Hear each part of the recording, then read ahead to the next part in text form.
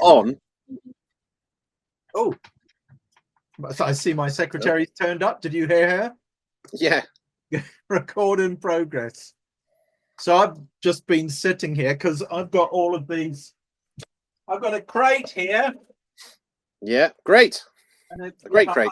And it's full of old CDs that we used to archive all our work to back in 1997 onwards. Yeah. Can I read them? Yeah.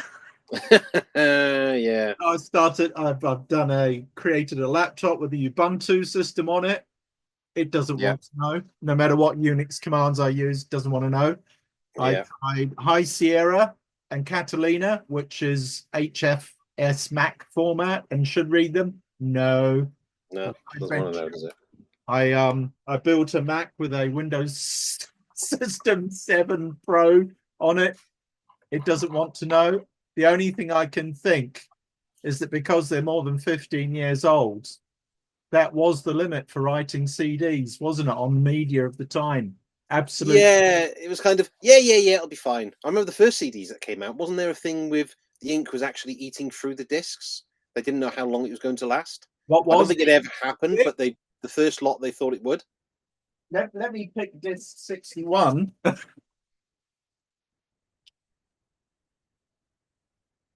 Oh, I can see where it's... No, I can't. Usually you could see where it had burnt onto the CDR. Yeah. And I can't see that anymore. Not very good for archival material then. No, I mean, they're in mint condition, like we keep everything. The mint condition. And yeah, it's not going so well. Anyway, such are the challenges. You know, when someone says, we're going to bin all this stuff, will you ever need it? And I think, no, I won't need the applications and I won't need the data because those days the software is gone. I thought I should archive it though. God, and then you're off on hours, days of a dead end chase. But anyway, Billable hours? Oh, wouldn't that be nice? Yes, I must invoice myself more regularly, mustn't I? You should do, yeah. I spent 46 hours doing this. That's 20p. Yeah. So it goes. Anyway, so it's quite good. I presume it's recording somewhere. It must be. Not going to worry about it. Should be recording to hard drive. I was wondering, seeing we're starting these things, and I don't count this as one of our podcasts. This is probably an alpha version, isn't it? It's a test. We've got to see how it records. Do we need? I've actually got Bluetooth microphones as well, so I don't know if that's a good idea on top of it. So we can wander around. Well, more that it's because it's closer to you and it blocks out any sound and you get better sound quality. Because you'll find most people use a microphone of some sort rather than just the Mac or the iPhone. But I do have one. Can you hear the background here? Yeah, it's just one of those things. It's just better clarity. Whether or not you need it, it depends how far you're going there, and doesn't it? Do you need a desktop microphone? You know, there's all that. Maybe we'll spend our YouTube fortune on such lovely equipment. Instead I didn't know they did them for less than £1. Yeah.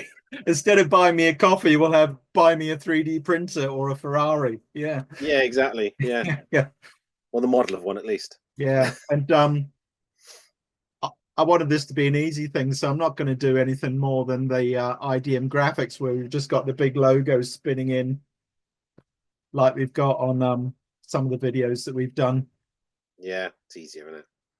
And I was laughing before and I was thinking, do we need a catchphrase like all the podcasters have, don't they? Let's get into it. I know what we go. Yes. Yeah. I'm not doing it for that much. Yeah. Or how about I hate sanding? See ya. Yeah. Speaking of sanding, same one. It'll just end up being an old man's complaints forum, won't it? Yeah. So I bought some stuff. Where's it gone? It was nearby a moment ago. Wasn't everything. Here it is. Nothing's lost in the office, really. So I thought this would be good. Primer filler. Yeah. I was excited because it was that beige kind of metite kind of thing. You know, most of this can is just full of propellant. Oh, okay. I've shaken it until my arm nearly fell off. I've had it hanging over the heater to warm up and be nice. It comes out just so thin. It's not a filler. The one I had was really good. The one I used on the mask I did, the Doctor Doom mask, worked really well. Really good filler. What make was that? Show us the can. Where's the can? I was just looking for it then, thinking, oh, where did I know I've got it here somewhere, because I also used it on this. Yeah, that came out beautifully. Yeah. It worked out quite well. I'll find out it was through Amazon. I'll send you the Amazon link. We'll put it in the description at the bottom. Yes, along with everything in my room, everything exactly. that I own and where I bought it from. Yeah. You want a giant enterprise? It could be yours for 10,000. You know. Yes, that's it. Yeah, and the microphone I've used, and the dentist I go to, and exactly. Yeah, you've got to put every link, haven't you? I can see lots of Apple logos. You'll have to reach out to Apple and say, we are advertising. Look, I can see a logo from here. That's it. Can you? Yes, under the desk, underneath your treadmill printer. See? Treadwell. Yes, Treadwell. Anyway, that undercoat's crap. Yeah, no, mine was a lot brighter and a lot thicker than that. It was really quite good. Mind you, I didn't waste much time waiting for it to dry before I sprayed the next coat. I was just, that'll do. Off you go again. Well, as I'm spraying this on, it's looking like coloured water. No, this one was thick, and it almost it's got a matte sort of rough texture to it once it's sprayed and dried. Yeah. So it's really quite thick, the one I had. I was just looking to see if there was a sell-by date on it. Yeah, I wouldn't be surprised about that. Let me see what I can find. Hang on. I'm going to paint it with that tin of acrylic undercoat I've got, and I'm just going to brush it on. That's the best thing I've ever found. Where is it? Where is it? Sometime later. Throw anything away. Filler primer. Oh, I've got to sort this room out. I've got too much to walk around and step over. And... Is it a tripping hazard? Oh, everything is. I don't know if you can see the end of that. Too close. Ooh. No, I mean just for the nozzle. You can kind of see there's a lot of build-up on it. It's a beige one, isn't it? Yeah. Yeah, this is very dark sort of beigey colour. Oh no. That looks very thin. But on this one, you see it on. Let's see. We'll have to get used to it. Right on the edge there. You can really see it's quite thick. So that's the make. I'll just stand upside down for a year then. High coat. Screenshot. There we go. Yeah. Yeah, it seemed to work well. Filler primer. Perfect for small dents and scratches. Yeah, it's almost empty. Yeah. I use that on all of those and it seemed to work okay. I think 3D printing's a bit more than a scratch though, isn't it? Several 100,000 scratches. Yeah. And I printed it on 0.12 as well. Hoping. No, I didn't. I printed it forever on 0.08. Oh well, I'll just keep going at it. I can't let it go out the door unless I like it. Yeah, I mean that's kind of how it goes, isn't it? It's a difficult one. So you're working on anything exciting at the moment, or exciting? Yeah, I got another article comes out next month's Bow International, and then I've written a discussion with the editor about what we're going to do for the issue after that. I know, I saw that. That was good, wasn't it? Yeah, it's getting there. I keep having double-page spreads, which is quite nice. Oh, misses. Is it in the middle? Is it a center? Yeah. Oh, you can see the staples. Yeah. You know, my hobby is a centerfold. Yeah. It's quite good because I get the digital one and I get the print version as well. Oh, so good, isn't it? Yeah, and just by doing one article paid for the year's subscription. I've already done 4 now, so yes, right. Yes, they'll be delivering them to my grave in 20 years. Yeah, no, it works out all right. I mean, it's peanuts basically, but you know, it keeps you busy with the old writing, doesn't it? Which is what I needed, a bit more experience. So yeah, I think it's working all right. Using GPT chat to do it, or Grammarly or something. Nope. To change what you mean. No, not at all. I'm just writing it, and then the editor's going, "I'll just tweak this little bit and tweak this little bit." That's it. Nothing else really. Works well. Now I mentioned that talking about spelling checking and everything, I mentioned that Microsoft were putting up the price of their Office 365 subscriptions and crap, and how you can't downgrade to a classic. Yeah. And I was onto support for an hour and a half, and even they admitted they didn't know how to do it, and they were about to pass me on to the next support agent, so I just hung up. So there I am. Supposedly I've got Copilot already. They've given it to me. They've given me this value. So I'm there and I'm working on it, and I'm thinking, this is an important email to a client. I'd really like it to be checked by someone. So I looked for the Copilot setting in Outlook. Don't have it on Mac, do they? I filled the sweetie jar with 50p pieces at that point. Yeah. I'm paying for it. They know I'm a Mac user because they can see it all. That's pathetic, isn't it? There's no Copilot button. That's one of the reasons I don't like Microsoft. They take a long time to give any access for Macs, don't they? Yeah. They're all PC. Yeah. Google. I'm convinced Google's the way to go. Yeah. I just feel using a Windows PC as a creative is like driving along with your handbrake half on all the time. Yeah, as soon as you want to do something, it goes, oh, before you do that, let me just do a quick update. Oh, yes. Yeah. And take screenshots of everything you're doing, because for your help and support, I'm recording all your bank numbers and your passwords for you should you forget. Yeah. But it takes a screenshot every 3 seconds or 5 seconds or something, or whenever you do something as well. So what's rollback system? Yeah. Yeah. No, I stay clear of that, to be honest.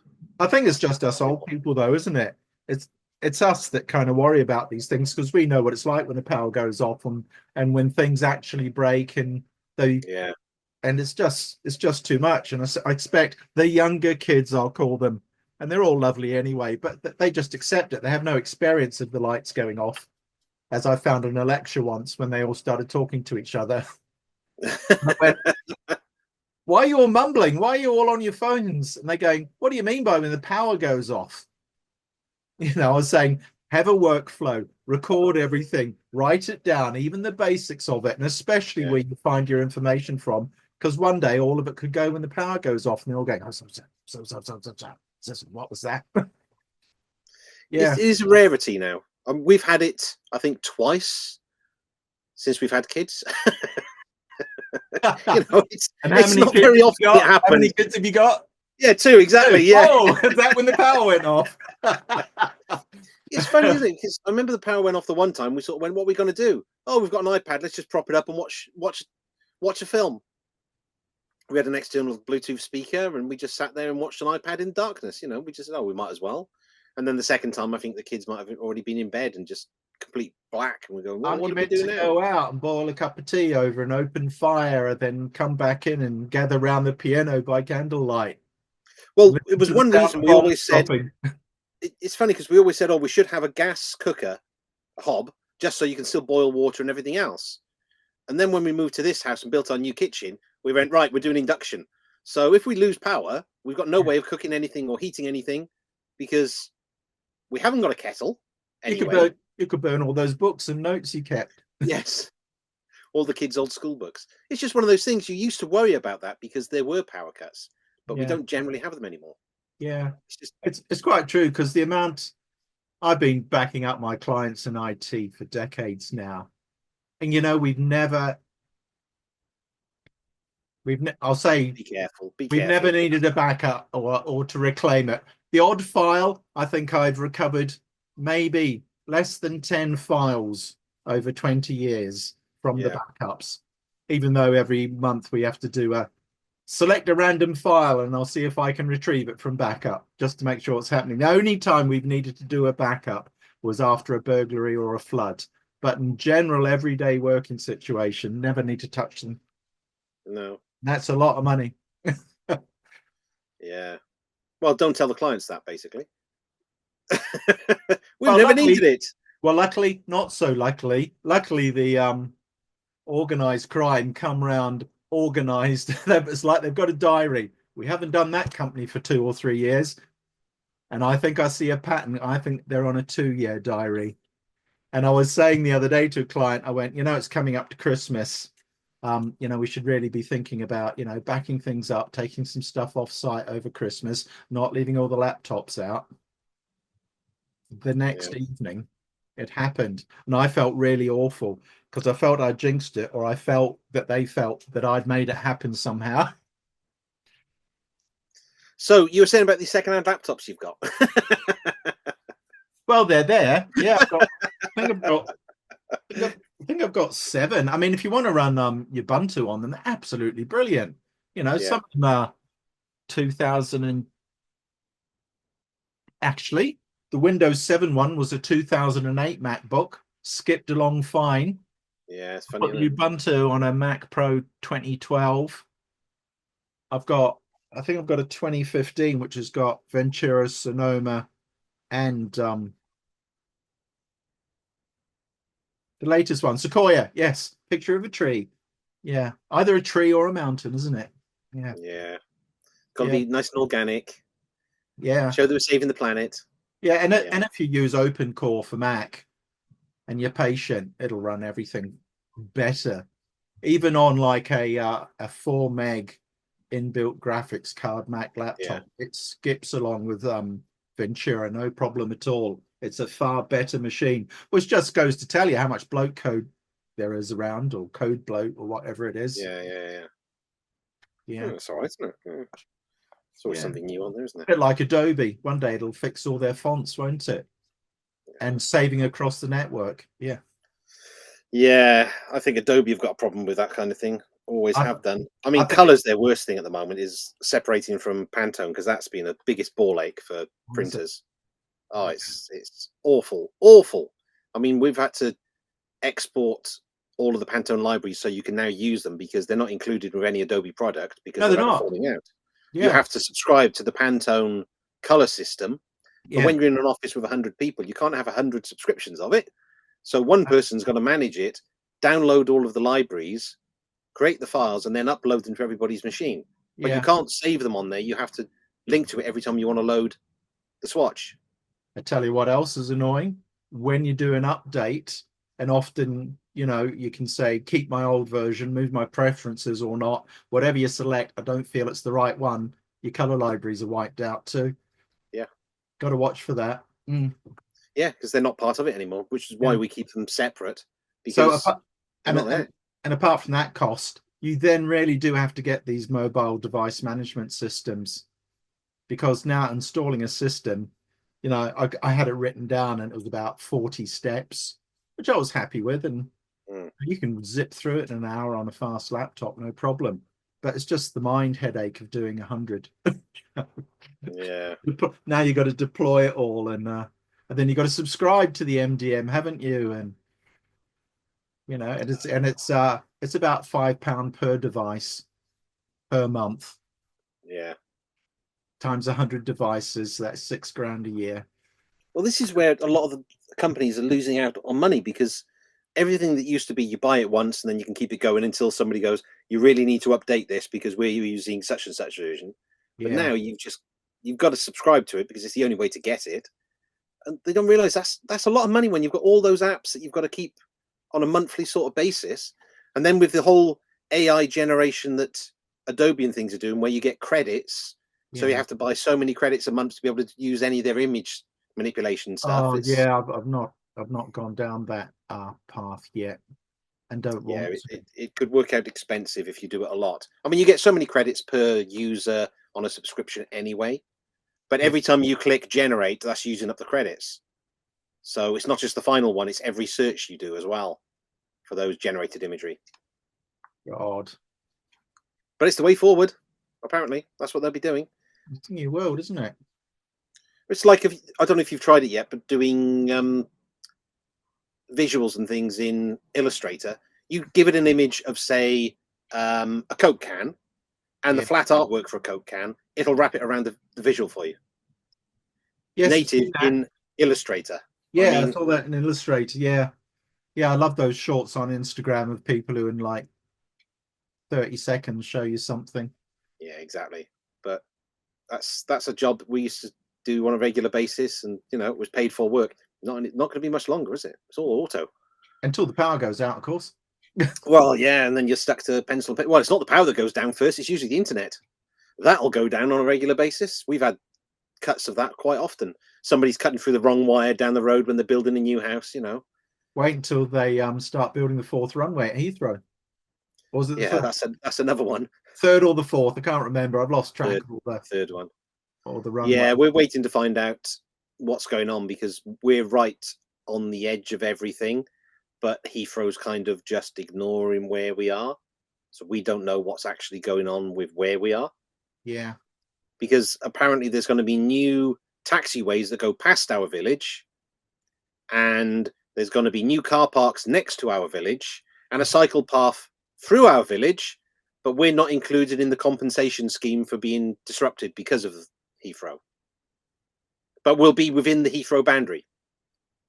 It's really bizarre. It's just a case of those who shout the loudest get, don't they? It's always the same. Well, we've got a whole campaign going on that's been going on since COVID, I think, about compensation for the village because it's just been ridiculous. But Heathrow have recently said, it's time for you to get something for your house, so we'll sort out the insulation and new windows for you. But if you take that deal, yeah, that could screw up if they are actually going to offer buying out houses and stuff. So we've got to be careful what we say yes to now. Well, do you take the little bit they offer or wait and see what the next offer is, It's really backhanded the way they're doing it. Well, you need a subscription to a lawyer, don't you? That's the next thing, isn't it? It's kind of, what do you do? Unless you start a committee for your area with trustees. We've got it. We've already got it. It was a local politician, but he was a bit of an arse, so yeah, he's still running it. But we've got a lot of people involved in it. We have updates. They're meeting with local councillors, Heathrow, and everything. So we're hoping this is the way forward. So I don't know. We'll have to wait and see. But they've been campaigning for quite a while on it. God, it's a fight you don't want to have to do, isn't it? It's just an obvious, just an obvious thing. I mean, you look at the new map and they've got everything coloured in green on all the bits that will be affected. And for some reason, they've drawn a circle around our village, and that's the only bit that isn't green. It's like, okay, how does that work? If every single area around us, and we're right next to the M25, the M25 is supposed to be going into a tunnel, so the runway will be on top of it. So they're going to elevate the runway, because I doubt they're going to drop the M25 down.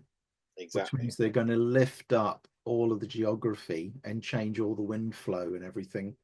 I don't think they are. I think they're going to make the M25 go under, which means the disruption on that. One lane at a time. Oh dear. Yeah, I can't see how they can raise anything up because it needs to be the same height as the rest of the taxiways and runways. They'll do what they do. Like when there's a major road and they need to replace it and upgrade it to a motorway, they build the motorway over here. Yes. So they're going to build it over there, and then they're going to. Yes, a bit like a railway set, isn't it? A junction, just change it all off. Yeah. Place. Yeah. But the M25, Jesus, that's well. How big is it? 10 lanes across. Plus. 10 lanes across. The busy. I think it's still one of the busiest roads in the country, if not the world. It is ridiculous. It's always gridlocked. Yeah. I mean, yeah, it's not great. No. And that sort of disruption, I dread to think. And it is on our doorstep. All I've got to do is leave my house, turn left, and within 2 minutes, I'm on the M25. If that, probably less than 2 minutes. Yeah, and moving or not? Well, that's the question. On the M25 for a fortnight. You're right until you get to the actual M25, then it sort of goes, stop. Certain times of day, there's no point even looking at it. No. Early mornings, you're all right. But if you go anywhere near rush hours, forget it. It's not worth it. And every sat-nav wants to take you on the M25 when you live here because it's a local motorway. Of course you would. Yeah.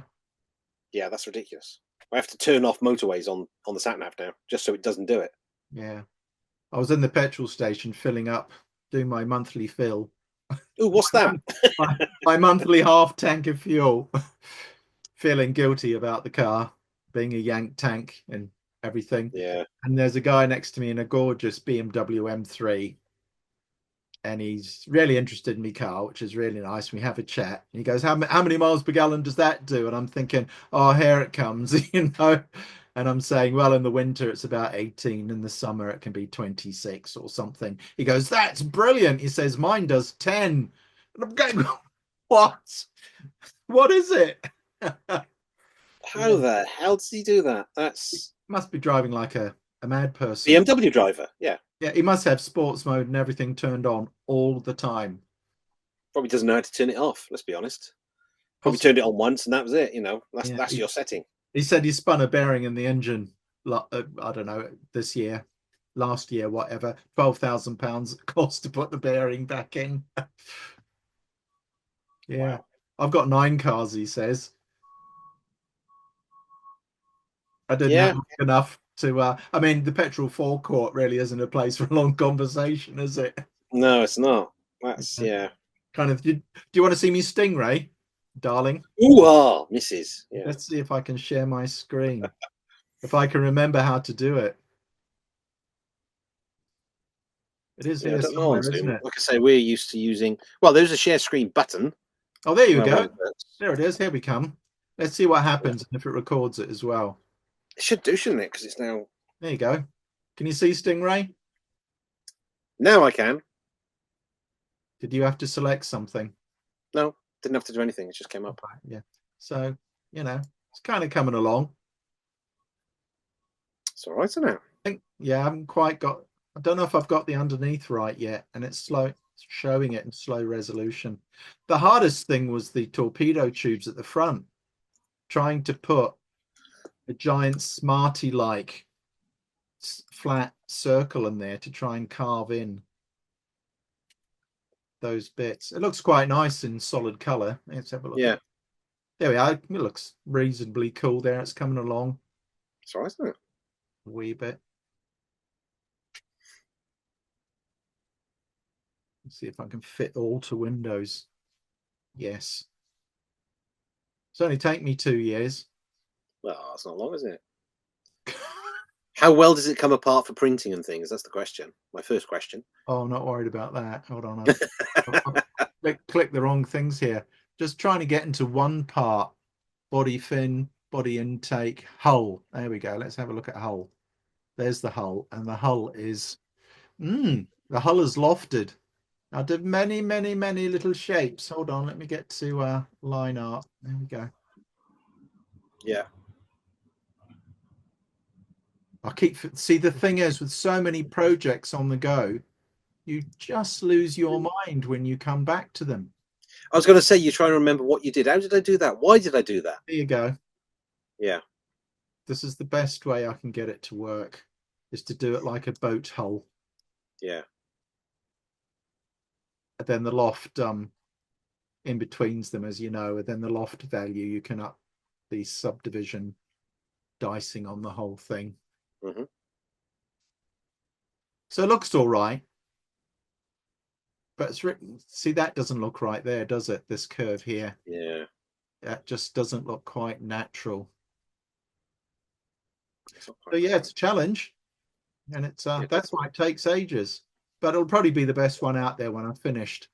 I've had a look at the one at Game Body. I've looked at the ones on Yegi and all the download sites, and they're all wrong, or they're all chopped up incorrectly. And I was hoping that this one would be absolutely gorgeous, and it would end up being something that we could radio control, because that submarine guy is doing radio control one at the moment.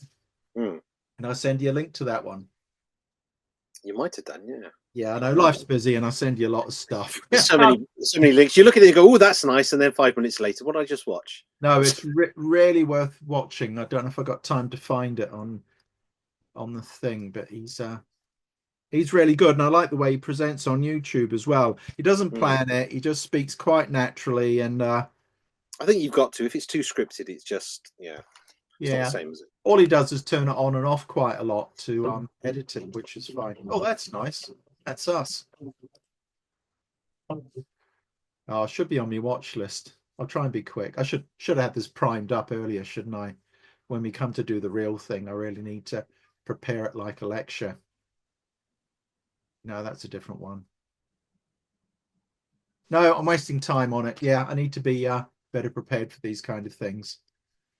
That's right. This is why we do a test run to see what kind of things we need to look at. Do we need to change? Yeah. So checking the vocal quality on it is, I think, is a big one, just to make sure, because I get a lot of airplane noise going over the top, so I don't know if that's picked up on the microphone. No, not heard it at all. Okay. There's a checklist I was working on. Yeah. What have you seen? Yeah, I've talked about that. What you're working on, I've done a bit of that. What's on your mind? We've done too much of that. What's a funny bit in mental? I don't know if the paint was funny in mental. Disasters. Oh, we could talk all day about those. Yeah, and we're kind of running out of time. We've got 5 minutes left. Plans for next week? Yeah. I don't know. Usually there's sheets of paper around here with plans on them. Well, I've got my dread gun to do. Well, I've still got, I've still got that to finish. Let's be honest. Still not quite there. Just I need to get some more primer spray because I ran out, so I'm going to do that one. I would drill it on the inside with lots of little holes, like with a 5mm drill, just to puncture it in case there's any holes or any weak places. So it almost looks like the inside of a sieve. And then I'll make some really thin resin and I'll just slush cast the inside of it. Yeah, I was thinking that there's a couple of bits on the outside that side's all right, but the other side kind of, it kind of pushes in a little bit. Yeah, well, can you work on that from the other side, from the inside? Yeah, the inside's fine. It's only the outside that pushes. Yeah, I think there was a problem with the printer at the time because I think it's separating. One side was fine, and then one side, I'm not sure. I think the layers are separated a bit. I think the best things to be brutal and just grind it out and fill it with body filler. Yeah, no, that's what I was thinking as well. Just get some car body filler and just have done with it. Car body filler is the right thing. You know, what do they call that red stuff the Americans use? Putty. Yeah, that's more expensive, isn't it? Yeah. One of these. Yeah. It's nice for doing the top finishing and just little bits, but I tried to use a centimeter thick bit, and 2 days later it hadn't dried. Yeah, I think it's really just for covering up those little tiny details on a model. Surfaces, isn't it? And P38 or body fillers for the and it goes off in 5 minutes and you're back to work, which is all good. You forget these things in our industry where 1 minute you're doing IT and the next minute you're being an artist, so then you're doing 3D digital, and then you're 3D printing, and then you're making a model, and then you're on the lathe, and then yeah, there's a lot going on, isn't there? Always is. But I do think I'm going to start on this doorway thing because I think that could have some traction to it. That's exciting. Yeah, and 3D print prototype would work well. Yeah, I think so, because I don't think we have to worry too much about finish of things, because I'm thinking you do the main structure parts 3D printed maybe, and then you could always look at wood panels or anything over the top to do actual detailing on rooms and things like that, maybe even balsa wood. I bought this styrene sheet. I bought a load of sheets of it when I first started in 2008. I've still got it all. And styrene sheet, just gorgeous stuff. Yeah, exactly. And it's cheap. Absolutely brilliant. Well, no, it's not cheap now. Well, yeah. It's not. It's probably, to be honest, you could use foam board is just as good for a lot of stuff. For doing kind of dioramas and things, works quite well. Yeah, it's kind of working out what looks best and what works best and what's the easiest. But if you're only talking about limited kind of runs, I'm not too worried about time and things like that. I don't know. It's one of those. Where do you go with it? Do you want it as something that's you cast it, you clean it as much as you can, then cast it so you can do multiple, or do you just do a very small number hand built? I don't know. Well, it's having that confidence to know that they're going to sell, isn't it? 2 reasons. You want to sell them, and the other reason is you can't have stuff hanging around or else your workshop becomes a pile. Yeah, no, that is the big one. We haven't got enough space for anything at the moment. Yeah, you need these pre-order idea, don't you? You need to get an idea. Well, that's what I was thinking. You do one prototype and then say, add your name to the list. Here's a deposit if you're interested. When you get enough names, you have to make one that you desperately want yourself, so that you have one. Yeah. Yes. Anyway, we're out of time. It's been great, and I think we need another prototype rehearsal because I think we just got to keep doing them, and it'll naturally get to a point where you're just doing it. Yeah. Without thinking about it, which is kind of what you want, isn't it? It is. We're going to get cut off. Well, it says 4 minutes 36 seconds on mine. Oh, will it? Well, that's interesting. When did we start? 1 minute, 4 minutes past or something? Yeah, must be. But yeah, it's definitely got a timer on the top right next to the record icon. Well, mine, I booked the meeting at 1300 to 1345. So I'm just wondering if it's going to click off at 45. I can't remember if it's 45. I think it's 40 minutes we get on Zoom for free. Yeah, something like that. But it definitely says there's almost exactly 4 minutes left. So that will be 40 minutes. Now it is 44 minutes. So 44 minutes past. It should just go. Okay, that's not so bad. Yeah. It's worth remembering. That's the only difference with if you did it through Google. There is no limit on it, is there? It's just a chat form. You just do a Google chat. There's no limits. Can you record it? Yes. All right. Or maybe. And you can also do transcripts and everything else. Oh, I think you can do that here somewhere. Oh, we'll try Google then next time. Yeah, I'm just wondering. I don't know how different it is, but yeah, I'm not sure how.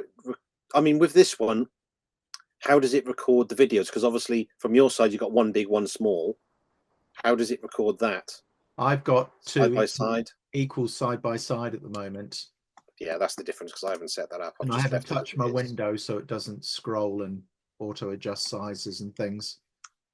Yeah. So how do we do? How do you do the side by side? Ah, there's a view there. Let's have a look. I was thinking about make one. There we go. And make one and get orders. And what was my problem with that? You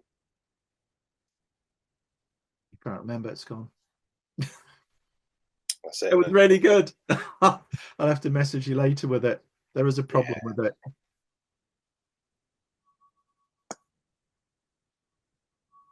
It's just the time it takes to make one. It's just the marketing guess that you're doing the right thing, that you're spending 2 or 3 months making something. I know what it was, and people like finished items. The amount of people who bought our stuff and it's still in boxes. That's the other thing I'm thinking. I mean, you add the cost to it because you're building it and finishing it. Yeah. But I think that's where the limited run comes in, where you go, right, there'll be 10 of these available. Put your name down. As soon as it's full, we'll start production. Yeah, I mean, I make the Lawgivers out the goodness of my heart because they're lovely guys in the group, you know, and they're not makers, but they've got a dream, and I'm helping them fulfill it, just like the other builders I know, like Mark and everybody. Mark does the rubber versions of the Star Wars guns and things. Yeah. But, you know, I couldn't make these forever.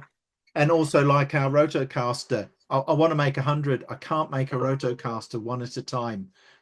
It's impossible. The space you need and the supply chain is terrible, and the time it takes is totally uneconomic, even though they're expensive. Yeah. Again, you need the space to be able to build multiple ones as well and store them. Yeah.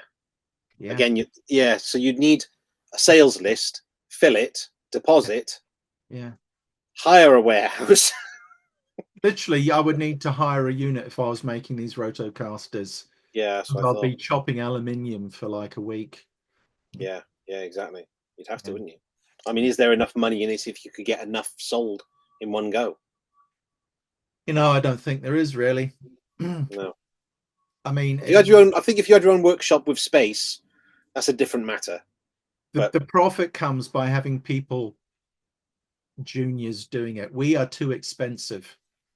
It's for us to manage and direct younger generations who at the moment don't expect too much money or don't have as much skills and work experience and people coming in. Yeah, that's. I'm not trying to rip them off, but that is the logic. It's the experience, isn't it? Well, it's like Adam Savage always says: when you first start out, time is the thing that you can afford to give away, but later on, time is your most valuable thing that you can't give away. No, we're almost out of time. Yeah, what does this say? I think it stopped already, isn't it? No, it's still going. 3 seconds. Okay.